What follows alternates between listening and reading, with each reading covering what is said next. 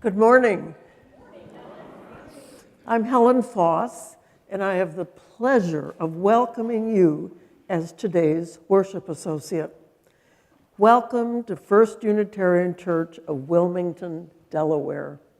Welcome to all of you who are here in person in our sanctuary this morning, and a welcome to each of you at home who are joining us online. Welcome to you all, no matter the hue of your skin or the origin of your ethnicity. Welcome whomever you love and wherever you are on your spiritual journey. You are welcome here. If you're new to First Unitarian, I invite you to check out our website, firstuuwilm.org, to learn more about us and to sign up for our email newsletter that will come to you every Friday in your inbox. Since Reverend Larry sent me the description of this service, I've been pondering this notion of responding to this crisis of attention.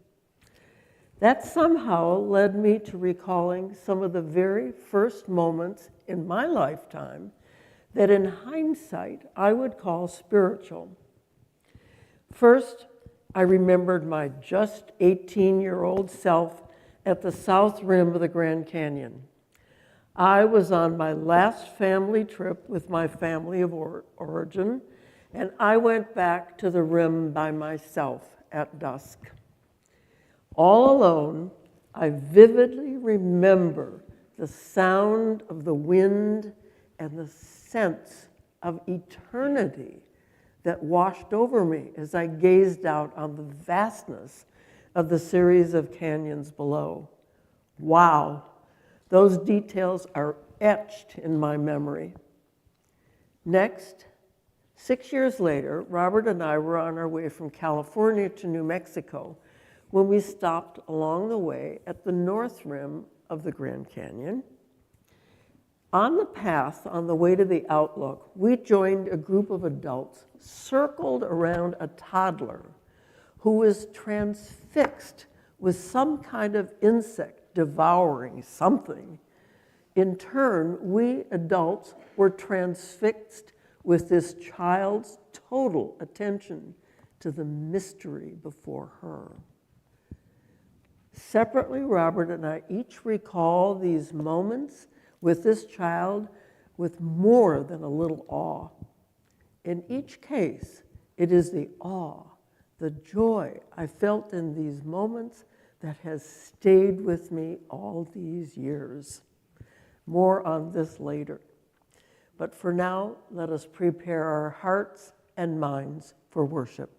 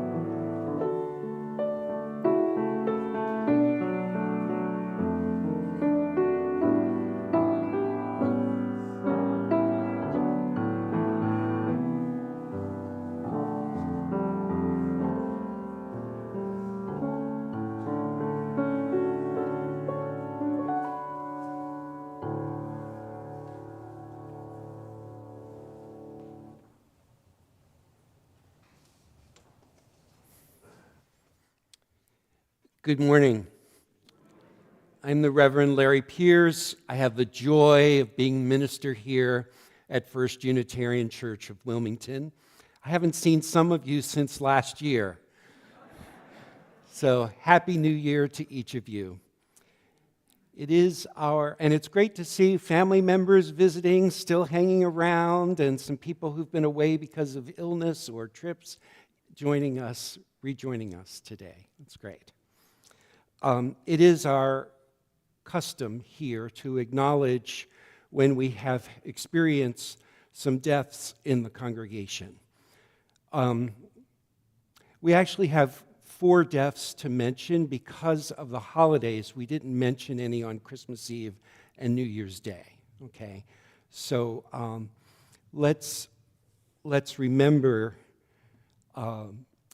through lighting a candle for each person. First of all, Sarah, Sally, many of you knew her as Sally, Leroy Christian.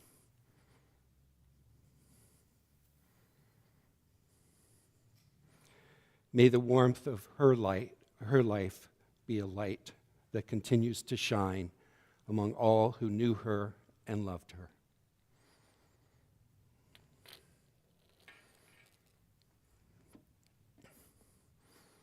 Tom Doherty.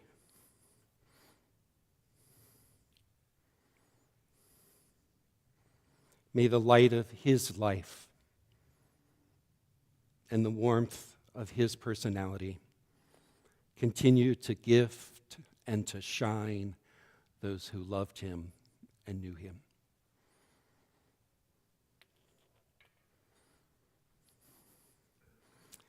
Jean Griffith.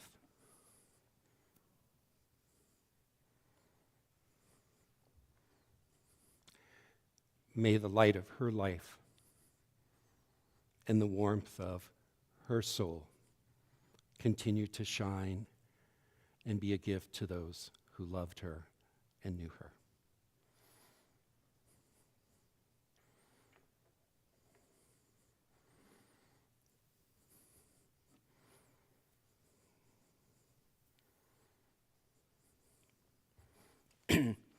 Lori Cowan. May the light of her life and the warmth of who she was as a person continue to shine and be a gift to those who loved her and knew her. So let's pause in silence to honor these lives and their presence among us. And let's particularly think of their family members and loved ones who are experiencing a loss right now.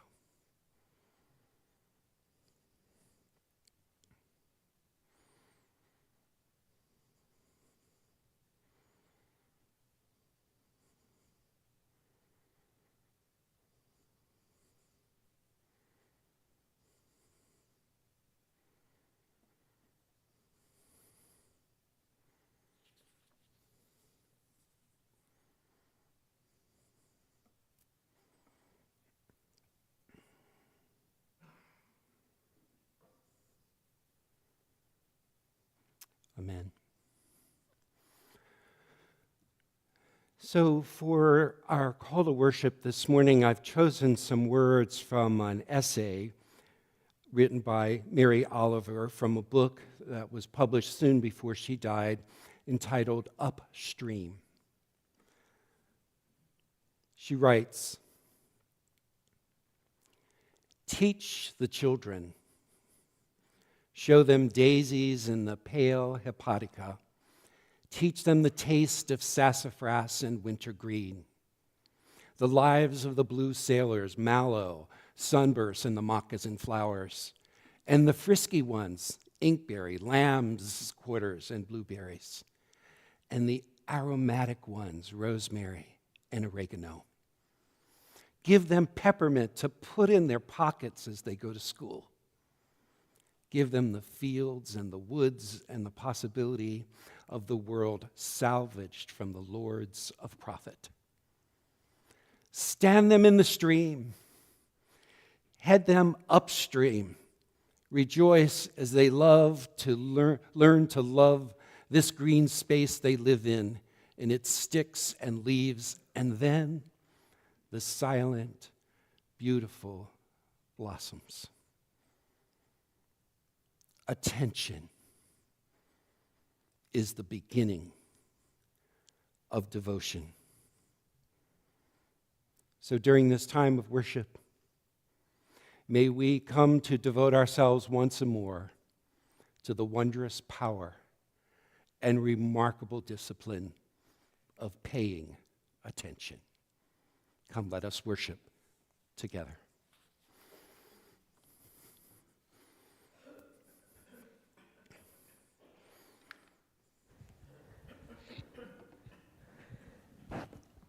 If you have a chalice at home, I invite you to light it, while Reverend Larry lights our chalice here in the sanctuary, and I read these words by UU minister, Reverend Lee Kinvey.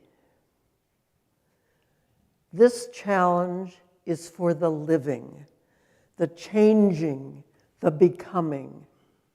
This chalice is for losing the script of your life, the chapters about who you are in other people's stories.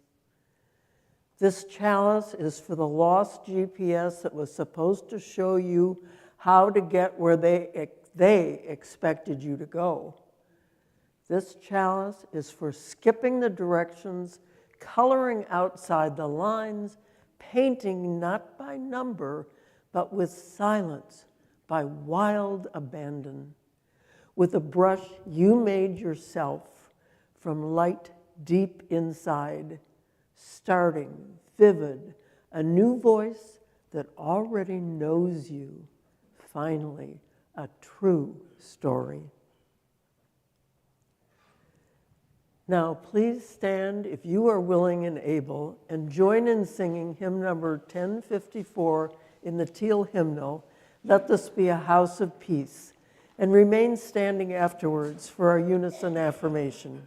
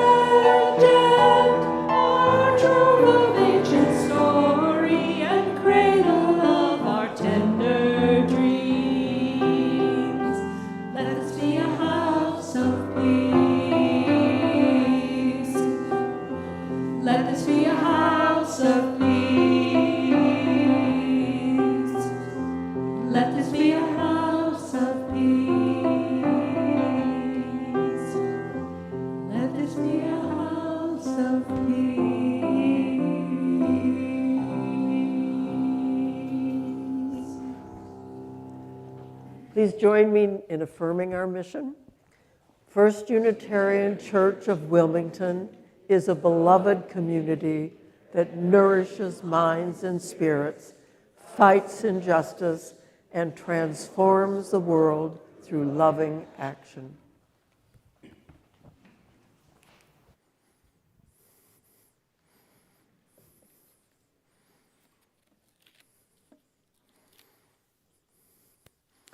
I've chosen as our meditation reading this morning a reading from a selection by a book by Zen teacher Roshi Bernie Glassman. He is an inspiring person for me. He started out as an aeronautical engineer, and then he became a Zen teacher. Interesting journey there, I'm sure. He demonstrated a Zen of all of life as he found ways to feed the hungry, care for the sick, and bear witness to the world's pain. He would take retreats out of the Zendo and right into the pain of the world, into the streets with the homeless, into the sites of genocide in Auschwitz, Rwanda, and Wounded Knee. I first experienced his work when I actually attended a street retreat that was inspired by his work and was part of the Faithful Fools ministry of the First Unitarian Church of San Francisco. The message that I get from him is how we show up in the world is a form of prayer. That our prayer is not contained to these moments that we set aside, but they continue in our relentless and devoted way of showing up in each place we show up during the week. So here are his words from the book Bearing Witness. When we say attention, what do we mean?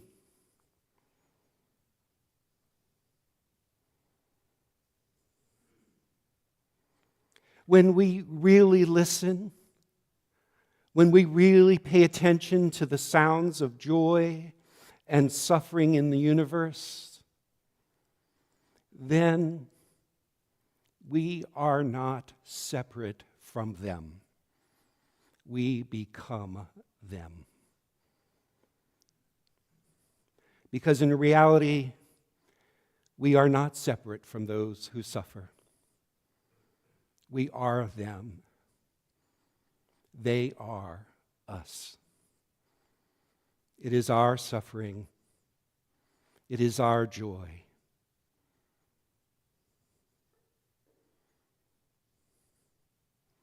So let's bring to mind and heart now those that we are aware of who are suffering in this world right now. And let's feel that connection with them.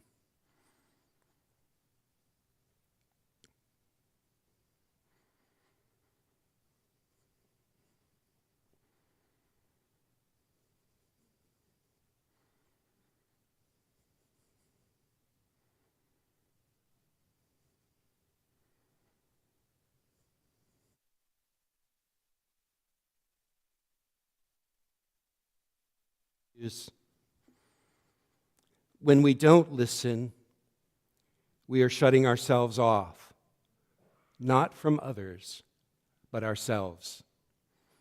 Listening means seeing the ingredients in front of us.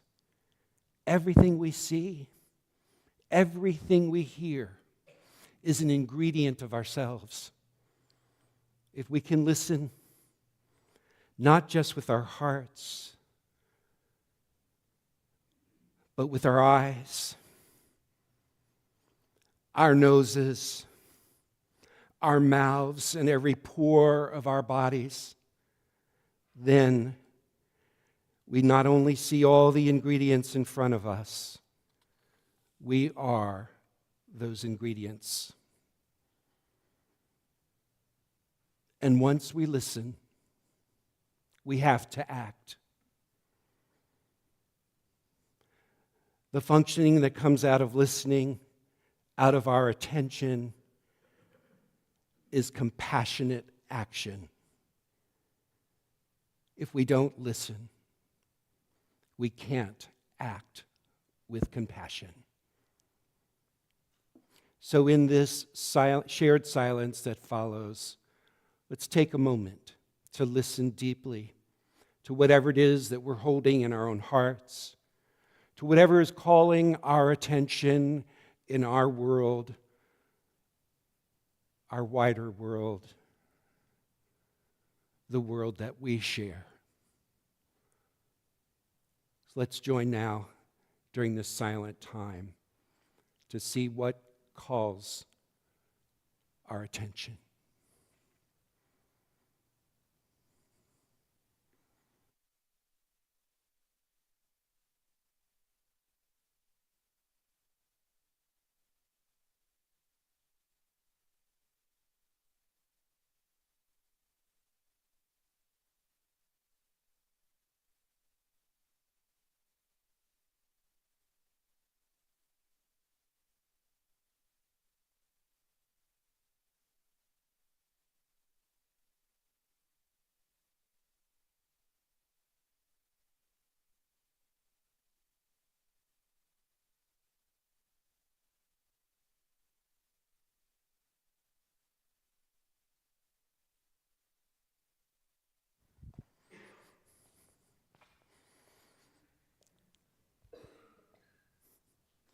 Are there things that you're holding in your own heart that weigh on your heart this morning that you would like to share in this room or in the chat? What is calling your attention this day in terms of suffering or hurt or concern? I'd like to send our thoughts and prayers to the Celia and Byron family, lost an aunt and sister. Okay.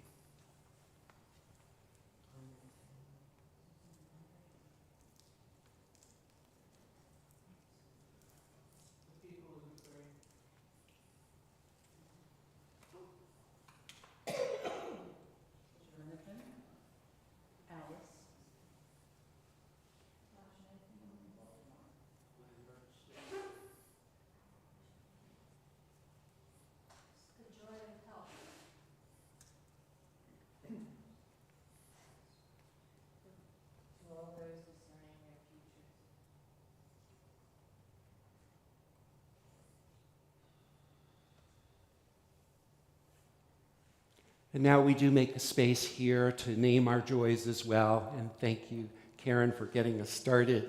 The joy of health. What other joys are you holding that you want to speak into this room or share on the chat?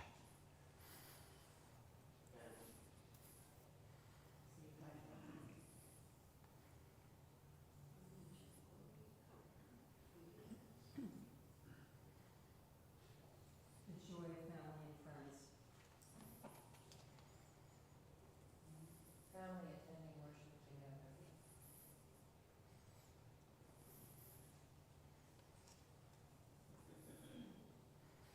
So may all those names who were spoken and all those unspoken find peace and healing this day as we join together in singing our meditation.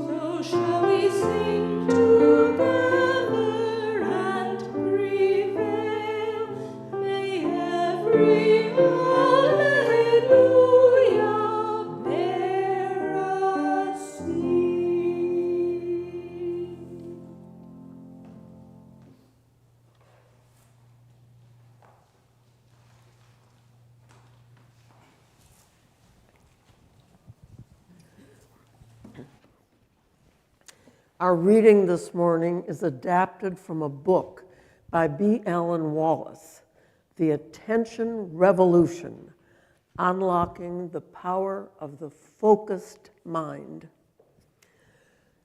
The next time you sit down for a meal, try this experiment in which you will focus bare attention on each of your 5 physical senses as they arise in relation to the meal set before you. Let your visual, olfactory, gustatory, auditory, and tactile senses individually experience the food by way of bare attention, which means with as little conceptual overlay as possible. Begin by directing your mindfulness to the visual appearance of the food, just its colors and shapes. Let go of any conceptual associations you may have regarding these visual impressions. Let go of preferences or judgments of the food. Your likes and dislikes are not present in the food itself, nor in its colors or shapes. Just be present with the shapes and colors of your meal, focusing on them with bare attention.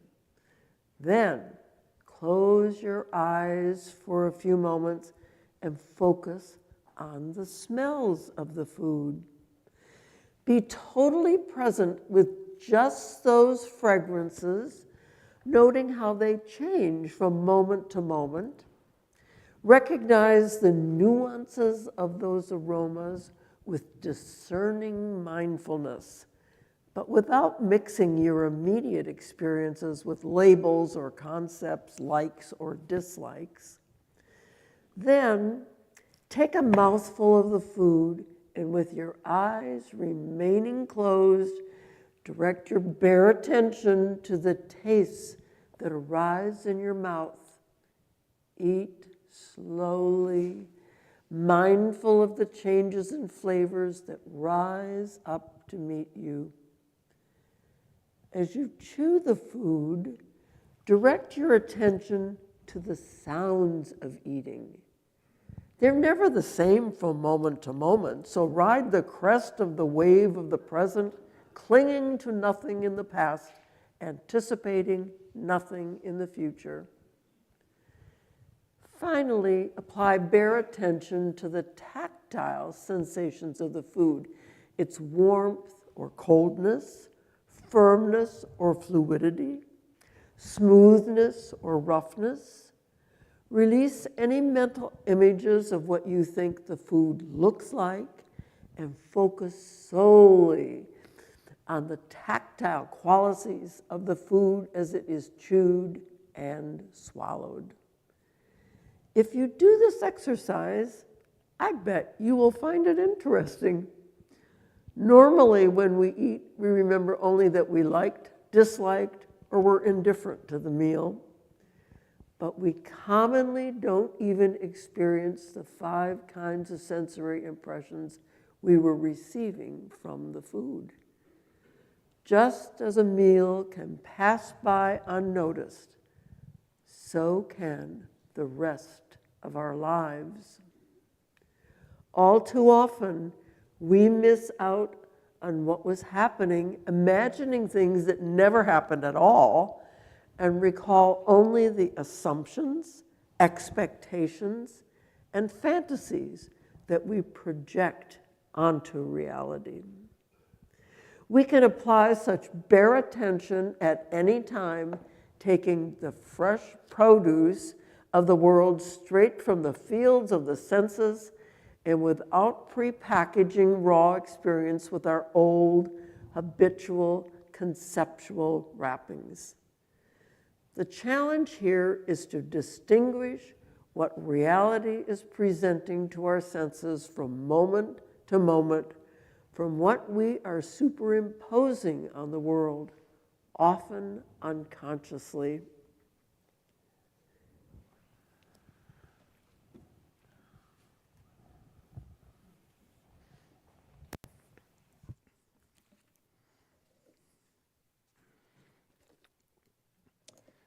Thank you, Helen. Now, this is a judgment-free zone. If you imagined yourself doing that particular experience, how many of you think that maybe you would have gone through eating the whole meal before you remembered you were doing this experience of your senses? How many of you think you might have fallen off the exercise at some point or another and began to think about something else, or have some preconception about the meal or whatever? Yeah, okay. No judgment. No judgment. So try this sometime, maybe even this week. No one else needs to know that you're trying it, and see what your actual experience is.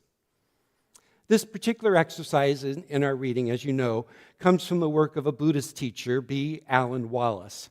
He's been an active participant in some extended retreats with the Dalai Lama and some global dialogues between Buddhists and scientists. In his book, The Attention Revolution, Unlocking the Power of the Focused Mind, he presents a centuries-old tradition of training the attention through specific meditation practices and experiential approaches like the one that Helen described for us. Indeed, cultivating attentional stability has been a core element of meditative and contemplative traditions throughout the centuries.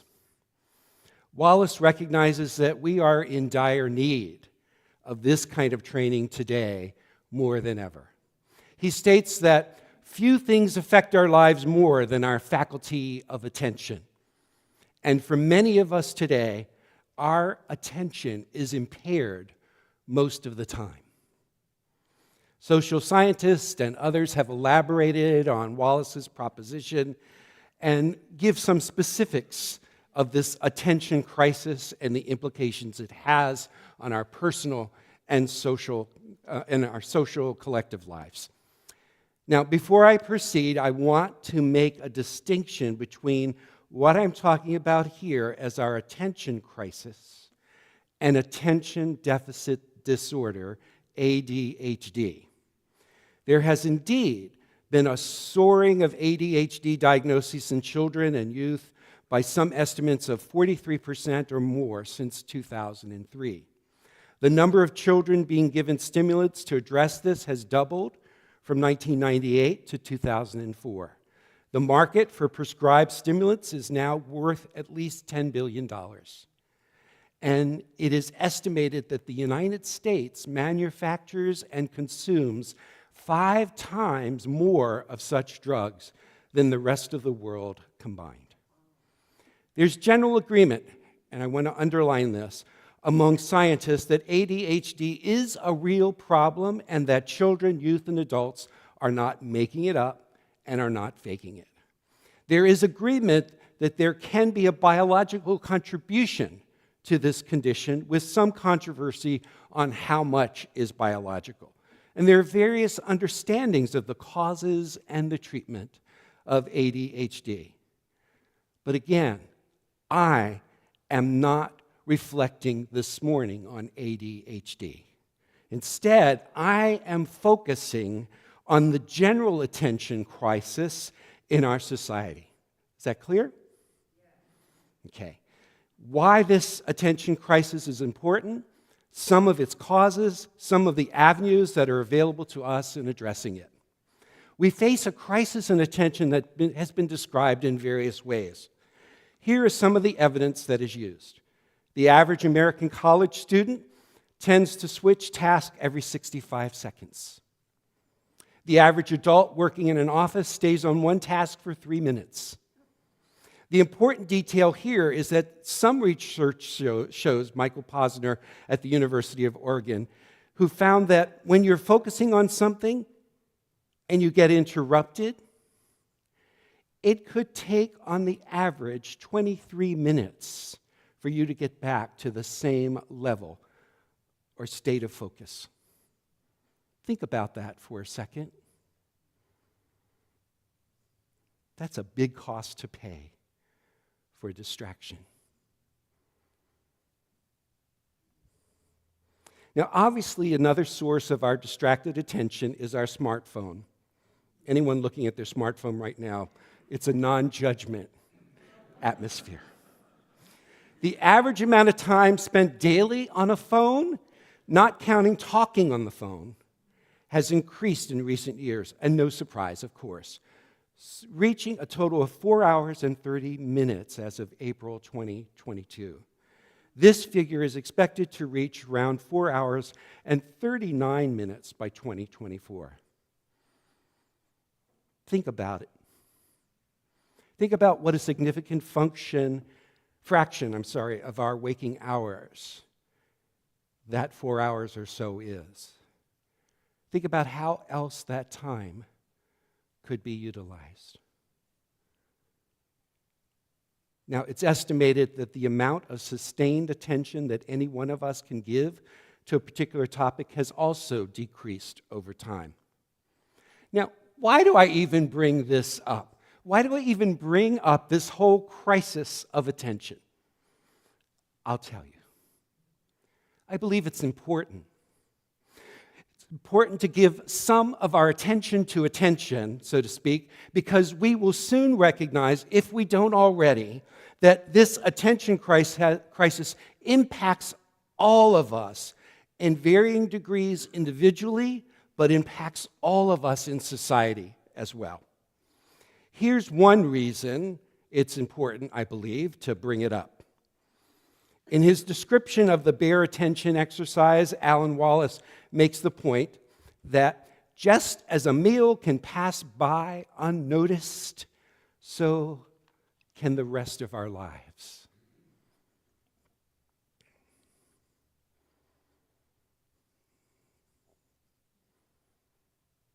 He explains that often we're not able to take what he calls the fresh produce of the world straight from the fields of the senses without prepackaging raw experiences with our own imposed preconceptions and habitual conceptual wrappings.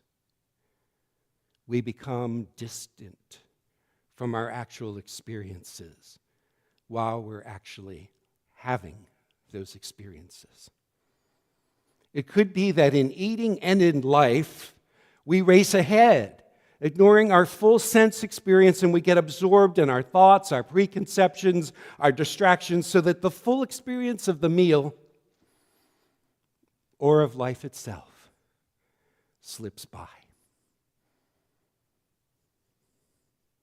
I resonate so much with that very familiar quote from Henry David Thoreau, and I suspect there are others here that do as well. Any of us who've experienced the loss of a loved one in our life, who have a keen sense of our own mortality, for whatever reason, may resonate with this declaration of Thoreau. I wish to live deliberately, to front only the essential facts of life, and see if I could not learn what it had to teach, and not, when I came to die, discover that I had not lived. I wanted to live deep and suck out all the marrow of life. For me, this declaration resonates so much with my understanding of the Unitarian Universalist way. We want to focus on this life. We want to live with intention and direction. We aim to take personal responsibility and also to claim to care for the common good. We aim to recognize and to awaken to not just to our own fragility, but also to our dear and precious interconnectedness with all of life, what we call the interdependent web of all existence. To savor with intention each morsel of life, to stay with that eating metaphor for just a moment longer. However, to let life's moments slip by, To be asleep at the wheel, so to speak, seems contrary to the kind of personally awakened and socially responsible lives that we aim for in this religious path that we call Unitarian Universalists. Yet, being asleep at the wheel, being in a trance, and being constantly distracted and even overwhelmed by all that's coming to us at once seems to be the fate of many of us today. I'm not going to ask for a show of hands. But now I want you to imagine that I'm waving some big red flags. Do you see them? Do I have your attention? Okay, great. When we slip in and out of this somnambulant state to find ourselves so unfocused that our best intentions and highest ideals seem to slip us by, our tendency is to deride ourselves and to blame ourselves alone. I'm here to tell you this morning that what we are struggling with is bigger than our own individual patterns. We are dealing with a situation that's bigger and broader than our own making. And this crisis of attention will require some individual strategies as well as some social ones to address it. We need to have a deeper analysis than one that would have us just feel personally inadequate or guilty. And then consequently, we might just dive back into our useless attempts to pay attention or to become less distracted. Johann Hari's book, Stolen Focus, has been a resource that I found most useful in broadening my own understanding of this attention crisis in a more comprehensive way. Hari alerts us to the reasons why attending to this attention crisis is important and provides, through his interviews with experts from around the world of various fields, some of the sources of this contemporary crisis. So why is this important? Well, let's build our understanding. Hari goes on to explain. When you are unable to pay attention, you can't achieve the things you want to achieve, he says.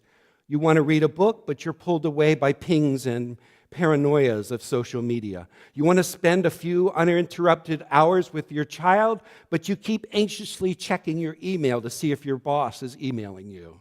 Your life dissolves instead into a blur of Facebook posts that only make you feel envious or anxious.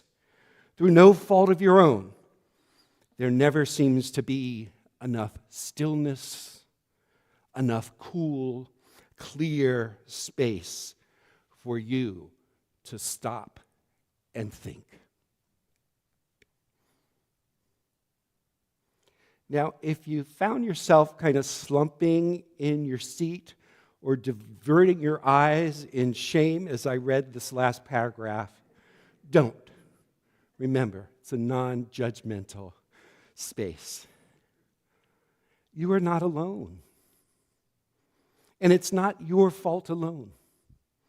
So let's collectively sit up, and I mean literally sit up, and face head on the broader reasons that this is important, the sources of the attention crisis, and let's look for some strategies. Are you ready? Okay. This attention crisis goes beyond just a personal one, as I'm indicating. It's a social one. Hari goes on to spell out why we need to confront this as a society as well. As a species, we are facing a slew of unprecedented tripwires and trapdoors, like the climate crisis. And unlike previous generations, we are mostly not rising to solve our biggest challenges. Why? Well, part of the reason, he asserts, is that when attention breaks down, problem solving breaks down. Solving big problems requires sustained focus of many people over many years. And that sustained attention is what seems to be eroding in many corners of our society. And there's another reason this attention crisis is important for us to face now. Hari points out that democracy requires the ability of a population to pay attention long enough to identify real problems, distinguish them from fantasies, come up with solutions, and hold their leaders accountable if they fail to deliver. If we lose the capacity to pay attention in these ways, we lose our ability to have a fully functioning society. Now, on this third anniversary of the January 6th attempted coup in the United States, I believe this reason for paying attention to what is happening to our attention is critical. As Hari asserts, I don't think it's a coincidence that this crisis in paying attention has taken place at the same time as the worst crisis of democracy since the 1930s. People who can't focus will be more drawn to simplistic authoritarian solutions and less likely to see clearly when these authoritarian solutions fail. Maybe I have your attention now? Yes? No? Okay. So one metaphor an expert uses that if we're driving a car and someone throws a bucket of mud on the windshield, before proceeding, we need to get that mud off the windshield.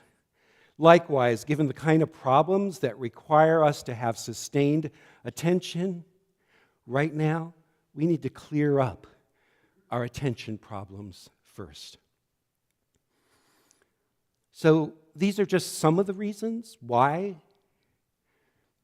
we need to pay attention to paying attention. It allows us to be spiritually alive. It allows us to live more fully and deliberately. It allows us to be able to focus on the big problems that we are facing right now, to be alert to the forces that distract and manipulate our attention while authoritarianism and democracy are in tension. So how did this problem in paying attention come about? There's a convergence of many factors you can imagine that contribute to this and can also help us understand that what we would need to address.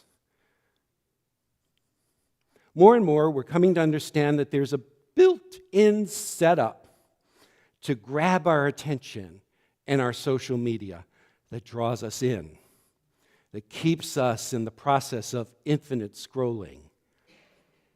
Since the longer we are on social media, the more we can be tracked for targeted ads and messages, and the longer we are available to click on those ads. Information about our clicking and scrolling habits become a commodity that is sold. Now, don't get me wrong. I am talking about social media as a useful tool, but I also want us to be aware of some of the worst parts of social media as well.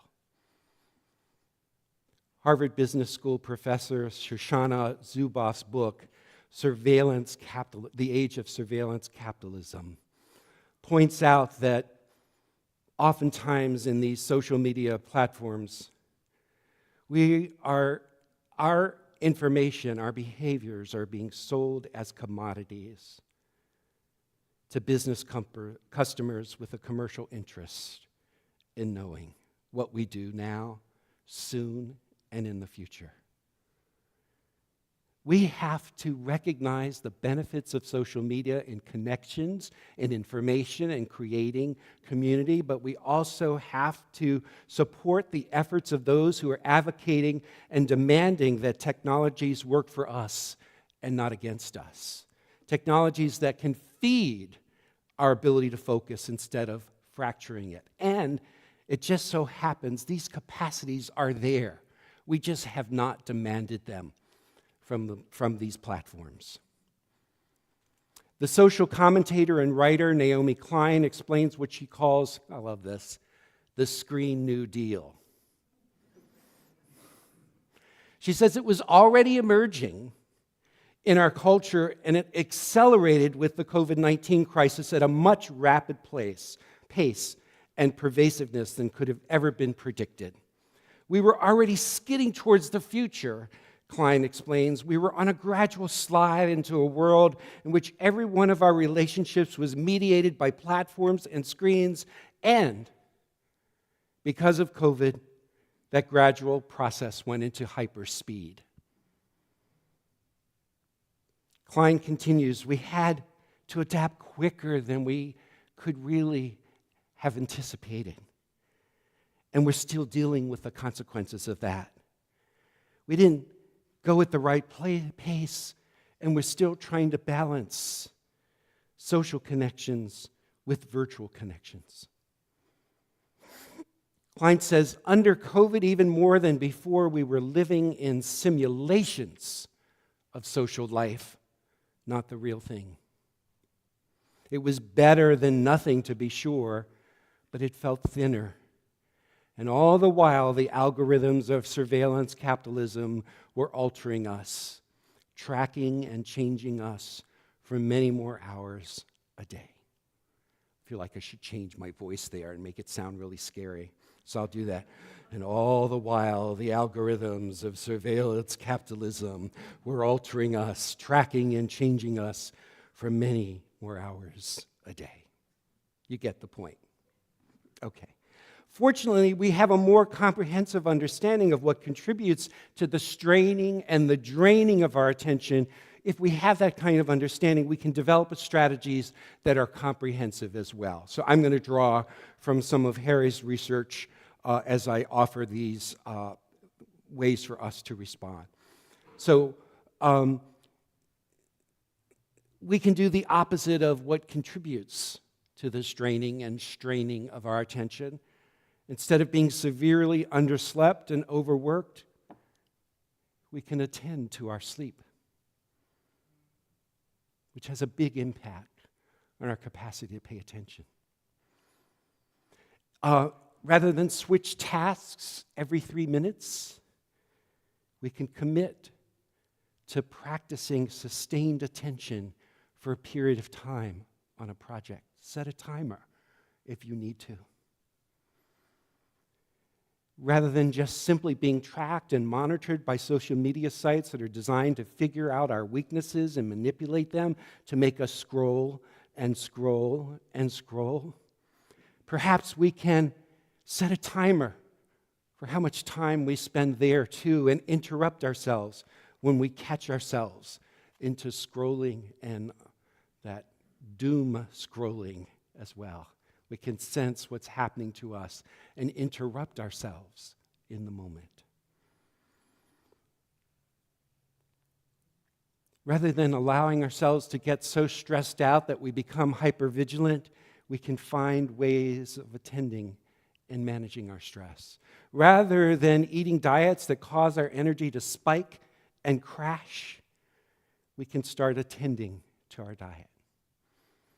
No one knew we were going to have such practical guidelines today, did you? So what else could we do?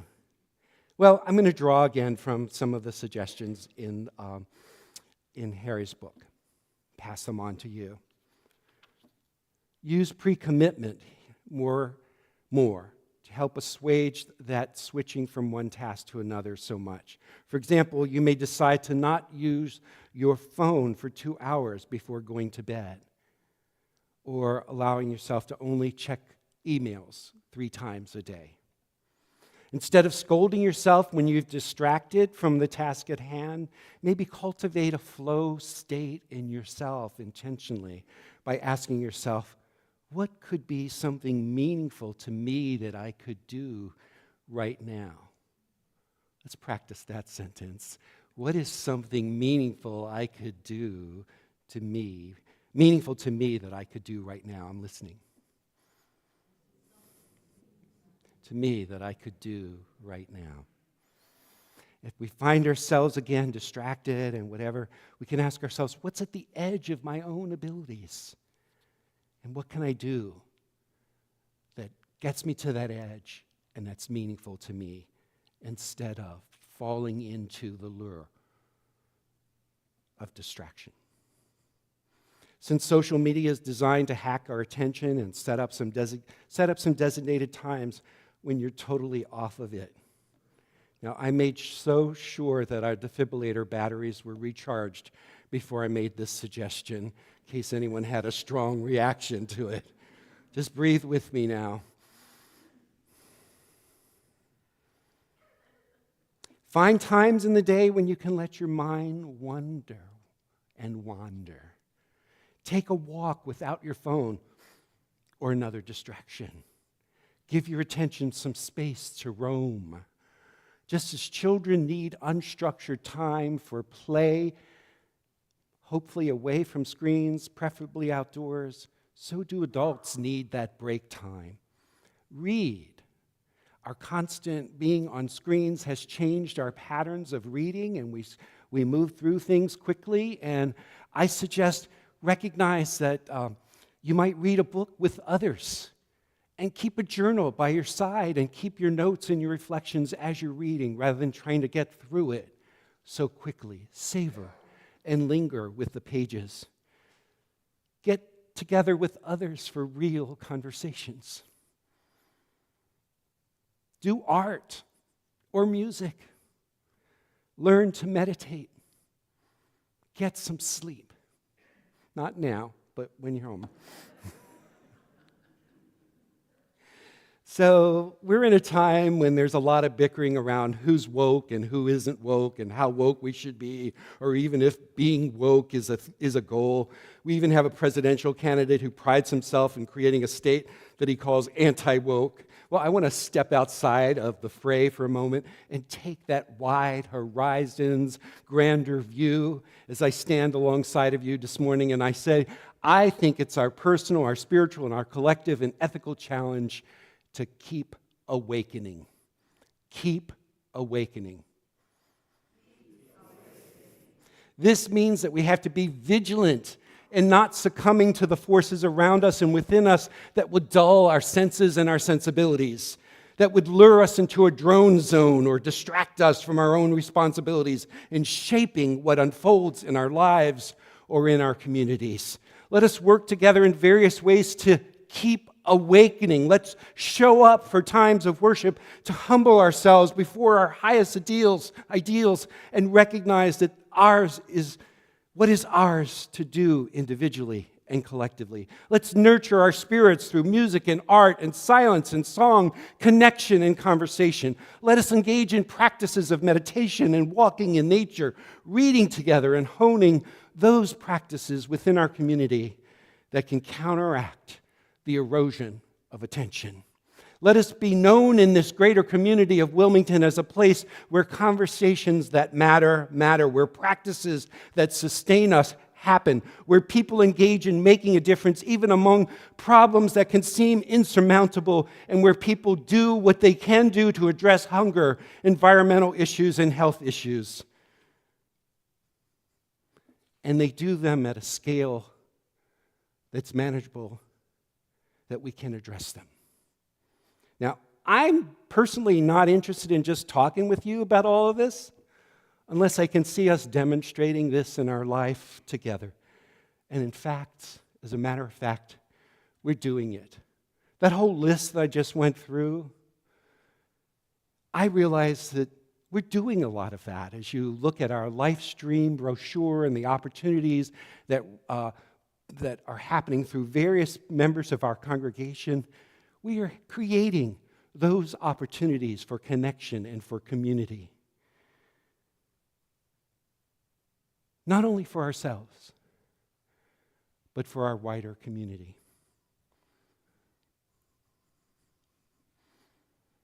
Jerry, I think today, stand up for a moment, you're going to be standing at a table in the parish hall and helping people register for any one of those opportunities for connection and community and conversation, the live stream brochure. You can register on the spot.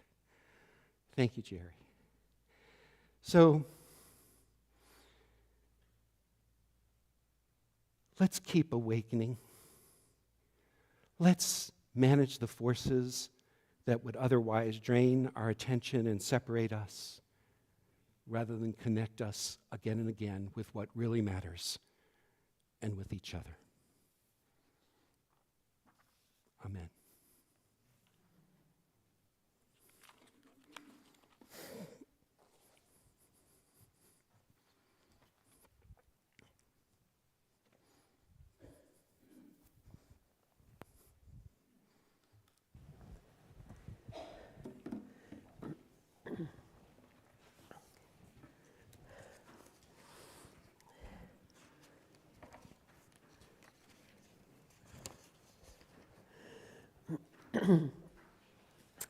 As I mentioned in my welcome, Reverend Larry's sermon description prompted my reflection on early moments related to my paying attention.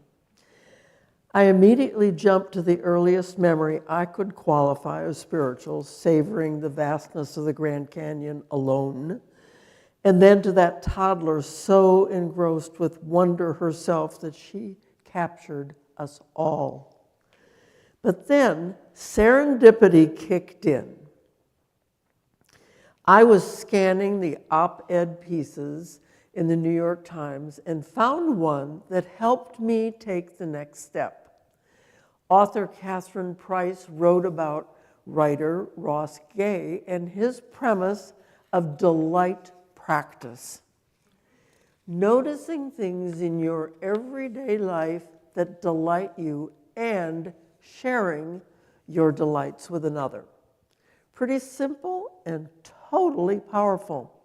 Prioritizing delight, then paying attention to small joys when in many ways the world can seem to be falling apart.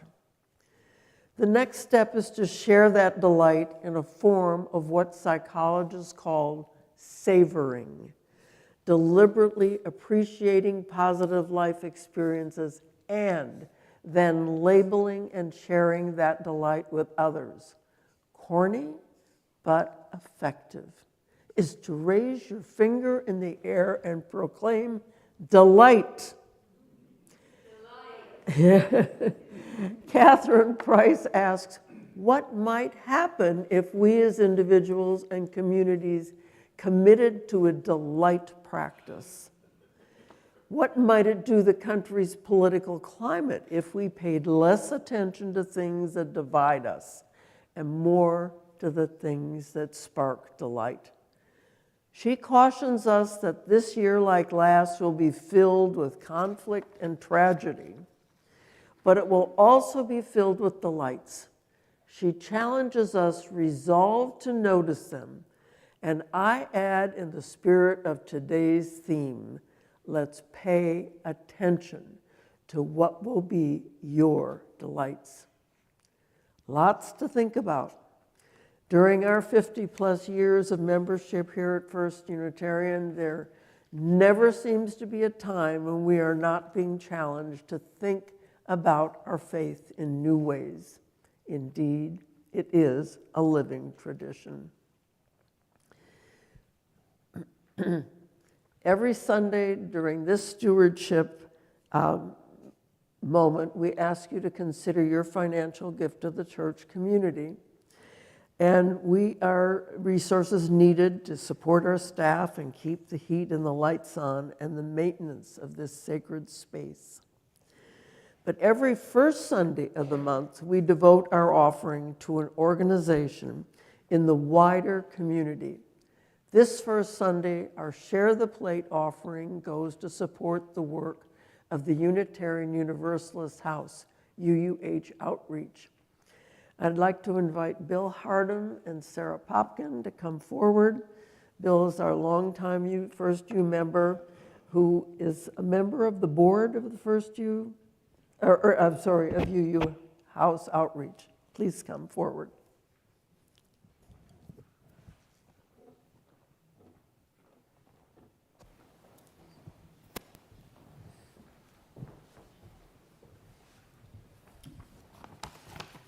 Thank you, and I hope we can hold your attention and delight you for a few more minutes.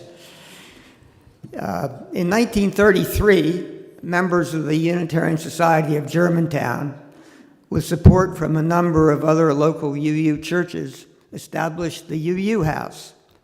It was a nonprofit, non-denominational home for older adults in a historic Victorian mansion in Germantown. And the aim was to provide quality retirement services. At the time, many Unitarians felt they had nowhere to live safely and comfortably in their later years. In 1999, the UU House merged with another home, the Lycoming House, and began the outreach program. which carried on as a separate entity in 2010 when the UU House unfortunately had to close down. For almost 20 years, I've served on the UU House of Outreach Board of Trustees, and in doing so, followed a long line of First U members who have enthusiastically served the UU House or Outreach. Peggy Carencross, Barry and Barbara Mars, Marge Mayberry, Ruth Mehta, who I think is here today, Lois Kaler, Phyllis Wynn, Sally Hamburger, and Stu Pratt. Now I'd like to introduce Sarah Popkin, our esteemed executive director, to tell you a little bit about outreach. And after the service, I might add, we'll be available in the parish hall to talk to you about our work. Sarah?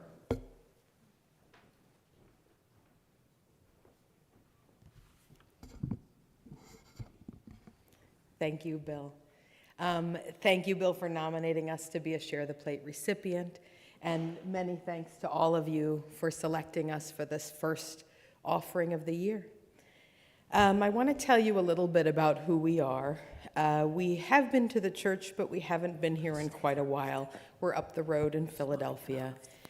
We are a comprehensive program for older adults in Northwest Philadelphia, and we continue to be guided by Unitarian values, and we acknowledge the worth and dignity of every person. We provide free, confidential support to older adults who are living in their own homes. We support them in their efforts to remain at home as they age in the homes and communities they have chosen. Our work is home-based, and we were fortunate to continue our in-home, in-person work throughout the pandemic. This year marks our 25th anniversary, and we have so much for which to be grateful. Our small holistic team, which consists of 2 social workers, a nurse, and an occupational therapist, has the privilege of working with approximately 300 older adults each year. We help them achieve their goals and overcome barriers to safe and meaningful aging at home, and we do it at no cost to the clients that we serve. Any amount you may be able to give this morning will go directly to our Client Assistance Fund, which provides small grants to help our clients meet their basic needs. When we talk about basic needs, we primarily mean food, heat, and medical services and supplies. Our grants average about $150 per person, and every dollar collected is applied to client needs without any overhead costs. Thank you for your consideration and for hosting me this morning.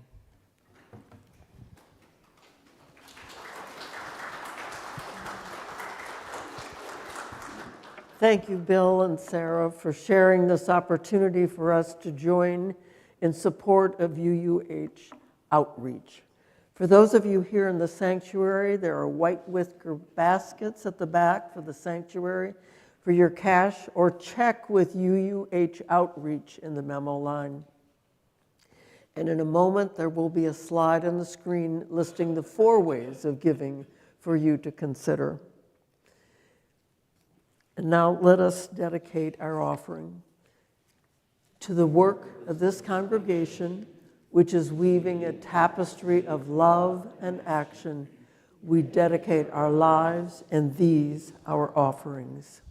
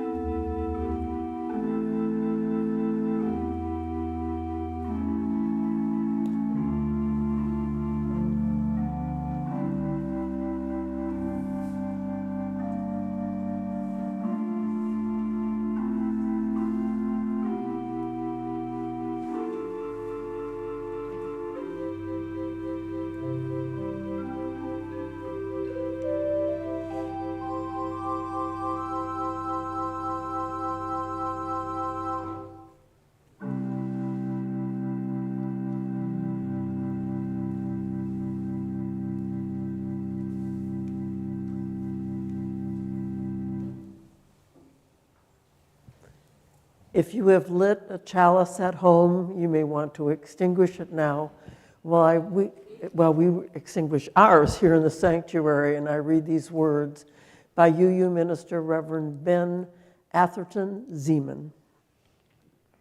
He writes, "As we extinguish the flame in our chalice, we ignite it inside ourselves. Our commitment to our mission and to one another is an unquenchable flame. Let us remember that we are not alone until we light this flame next time."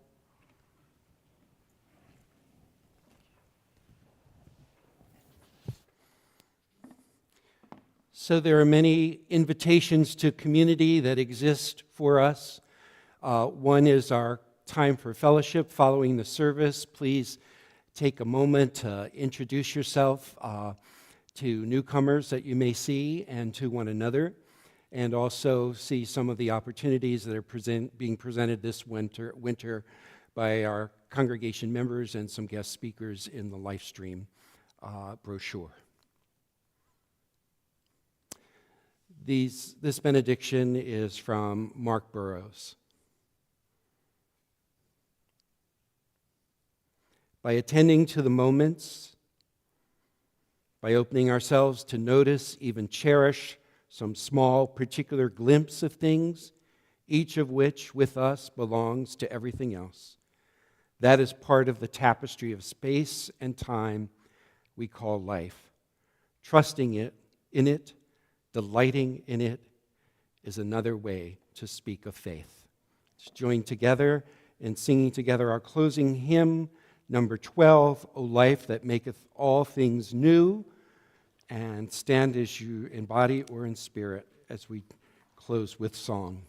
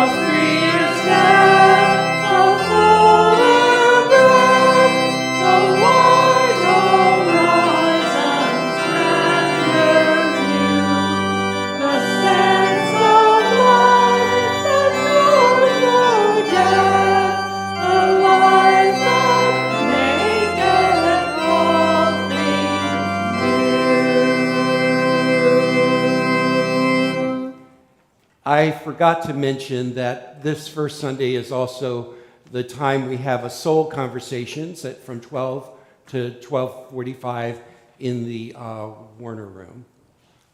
And if you're new to the congregation, I'd love a chance to chat with you during that. If you'd like to sample our Soul Matters group, you can do that, and anyone's invited. No preparation needed.